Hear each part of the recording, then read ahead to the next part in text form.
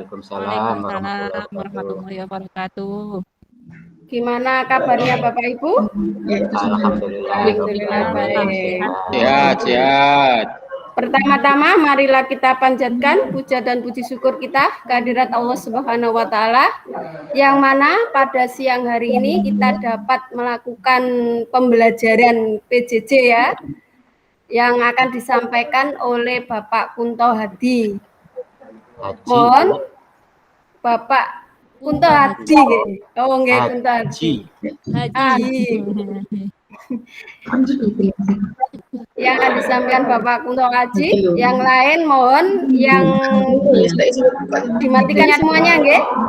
Kita dengarkan materi dari Pak Kunto nggih. Monggo Pak Kunto, saya persilakan untuk memberikan materi. Oke. Bu Musriah mau dimut dulu. Udah dibuat harus Bu Musriah mau dimut dulu. Bismillahirrahmanirrahim. Assalamualaikum warahmatullahi wabarakatuh. Warahmatullahi wabarakatuh. Gimana Bapak dan Ibu, masih dalam keadaan sehat toh pada siang ini? Alhamdulillah sehat Abah. Alhamdulillah. Oke, baiklah untuk mengawali Alhamdulillah sehat. untuk mengawali kegiatan pada pagi siang ini kita mulai dengan bacaan basmalah dulu bersama-sama. Bismillahirrahmanirrahim. Oke, baiklah Bapak dan Ibu, tugas saya sebagai narasumber dalam pelatihan Learning Management System dengan judul yaitu kerangka kurikulum dalam rangka menyambut SMK PK. Baiklah, untuk menyampaikan kita buka PowerPoint-nya dulu. Monggo. Tunggu sebentar.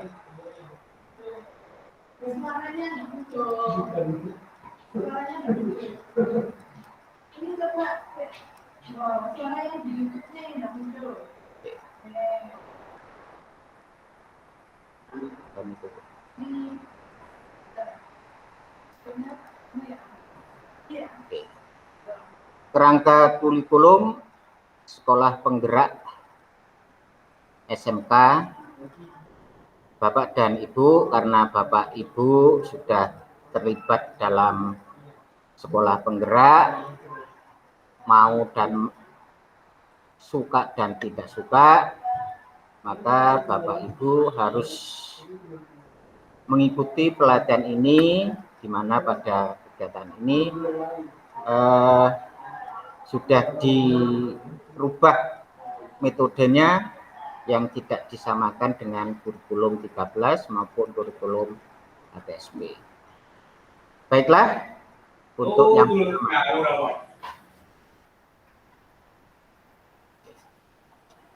salah satu pencapaian keberhasilan peserta didik di SMK PK ada beberapa prinsip yang harus kita perlakukan. Yang pertama adalah kita harus mengacu pada capaian peserta didik. Ini sangat penting karena capaian peserta didik ini adalah yang dikembangkan dengan belajar merdeka. Kemudian yang kedua adalah berorientasi pada peserta didik, artinya adalah peserta didik bisa mengembangkan potensi dirinya sendiri. Yang ketiga adalah sekolah leluasa menetapkan visi dan misi serta bahan ajar untuk mencapai sekolah merdeka. Coba. Oke. Untuk mencapai kurikulum yang tercapai, maka ada beberapa hal yang perlu diperhatikan kepada yang terlibat kurikulum PK atau khususnya pada Bapak dan Ibu guru pengampu mata diklat. Kalau saya menggunakan mata diklat, maka kaku dalam membuat capaian pembelajaran. Artinya kaku itu siswa peserta didik tidak harus mencapai KKM. Ya, kalau dulu mungkin KKM itu kan menjadi patokan. Sekarang peserta didik bisa membuat capaian pembelajaran, artinya bisa remedial, bisa dilanjutkan atau bisa dan sebagainya. Yang kedua adalah jangan sampai menyamakan karakter peserta didik dalam kelas yang kita ampu. Tentunya ada anak yang low, ada anak yang middle, dan anak yang high. Artinya memang ada anak yang perlu sentuhan pertama saja sudah bisa, ada sentuhan yang kedua baru bisa, dan ada beberapa kali sentuhan baru bisa. Yang ketiga adalah Bapak dan Ibu guru harus mampu mengetahui daripada peserta didik. Next. Oke. Nah, untuk mencapai tujuan SMKPK tidak lepas dari, nah ini yang perlu kepala sekolah, wakaki kurulum, pengawas sekolah, dan guru. Ini untuk mencapai pembelajaran sekolah PK atau sekolah merdeka belajar. Kerangka dasar kurikulum SMKPK, artinya sekolah PK ini memang yang berbeda dengan kurikulum yang lain, tetap berpacu pada pemerintah. Yang kedua adalah satuan pendidikan menetapkan.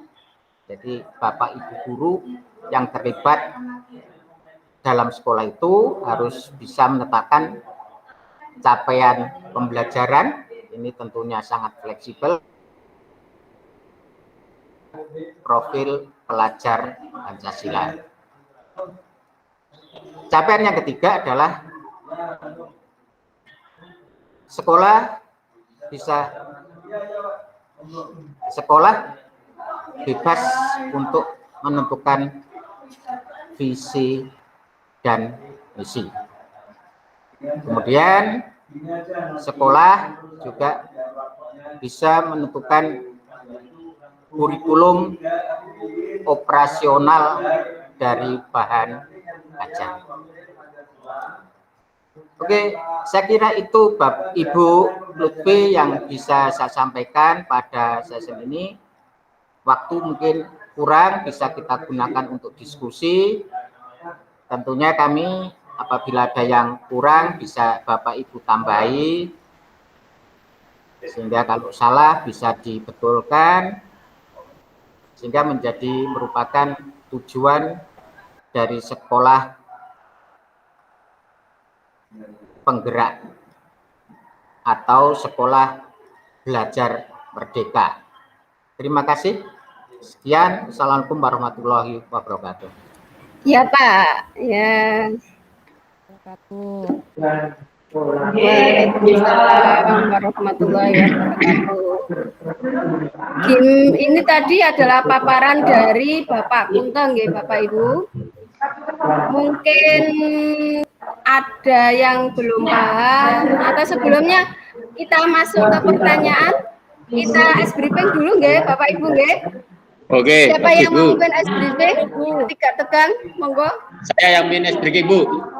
Ya, perhatikan. Tepuk siang. Bisa Bu? Ya. Ayo, kita ulangi lagi. Tepuk siang. Ayo bersama, ayo.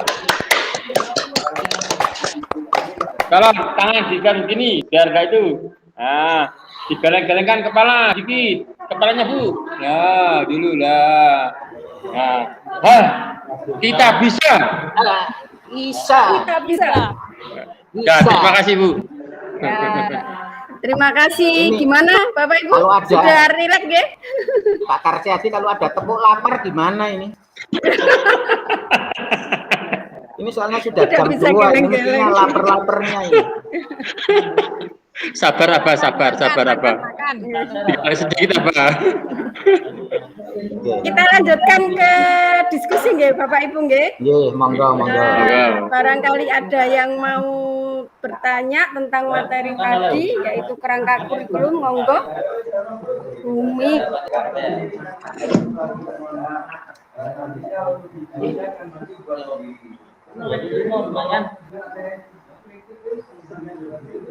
Saya tanya Abah, apa sih peran kepala sekolah dalam hal kurikulum ini?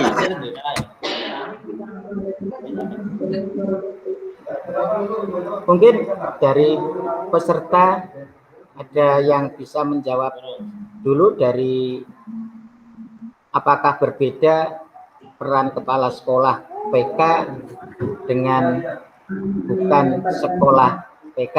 Nah, ini kan paradigma yang kita bangun sekarang kan ada sekolah PK, sekolah penggerak. Ya, artinya harus bergerak terus dengan sekolah yang sebelum-sebelumnya. Monggo Bapak Ibu barangkali ada yang bisa menjawab.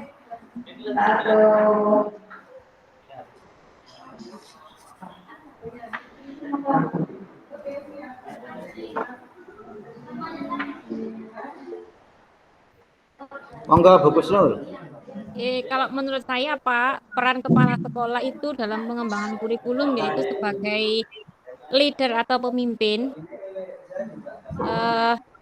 dan bertanggung jawab karena kepala sekolah merupakan pemimpin dalam pengelolaan pendidikan. Oke, terima kasih Bu Kusnul masukannya, atau Bu Lutfi atau Bu Miss Sria untuk bisa menambahkan.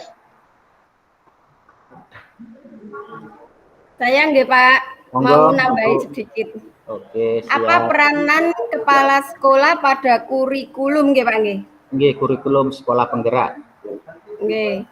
Menurut saya, kepala sekolah itu sangat berperan penting dalam membuat atau mengembangkan kurikulum. Karena kurikulum kan asalnya kan dari pemerintah nggih.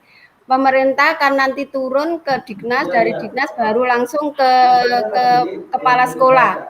Nah, nanti kepala sekolah itu sangat berperan, tapi kepala sekolah sendiri itu tidak bisa mengembangkan secara sendiri, tetap dengan harus membuat tim pengembang, tim waka, dan guru, dan seterusnya. Maka di sini peran kepala sekolah itu sangat penting sekali, karena bisa menjadi yang seperti Bu Kusnul tadi bilang, yaitu yang menjadi prioritas utama lah, yang menentukan itu kurikulumnya harus gini gitu.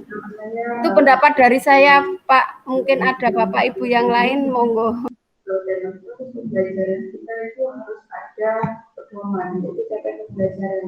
Kalau tidak adanya pedoman, ya kita mau mengarahkan pembelajaran. Mohon maaf Ibu, putus-putus.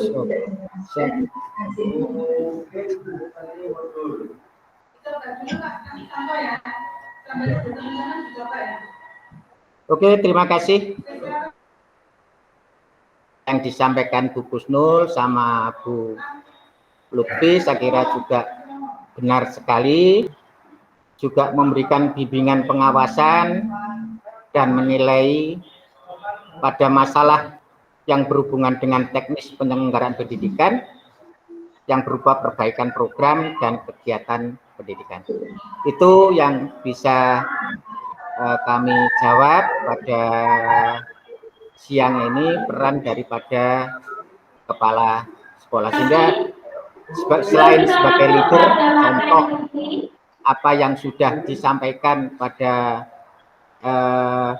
buku siapa itu yang pepatahnya ing ngarso sung tulodo Diajar Dewantoro.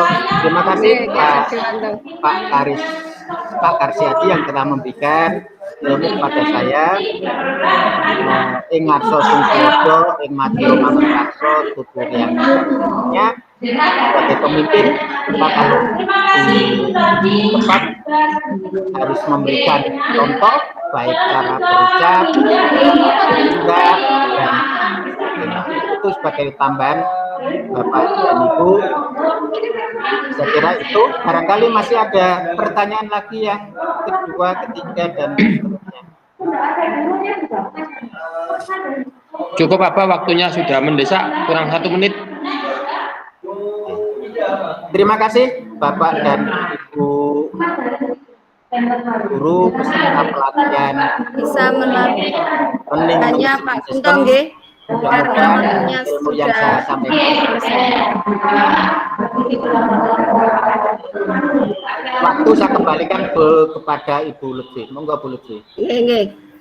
Terima kasih Bapak Kunto atas materi yang telah disampaikan. Mungkin nanti ada pertanyaan atau kurang jelas bisa langsung ke WA-nya Pak Kunto nggih, karena ini kendala Ya, waktu Bu. yang Iya, mendesak. Ibu. nggih. Ya. Siap Bu Lutfi. Barangkali ada kata-kata atau apa yang tidak berkenan, saya mohon maaf. Sebelum saya akhiri, marilah kita tutup dengan bacaan hamdalah. Alhamdulillah. Alhamdulillah. Saya akhiri. Assalamualaikum warahmatullahi wabarakatuh. Waalaikumsalam warahmatullahi wabarakatuh. Waalaikumsalam warahmatullahi Yang ketiga Bu Kusul, Bu Lutfi.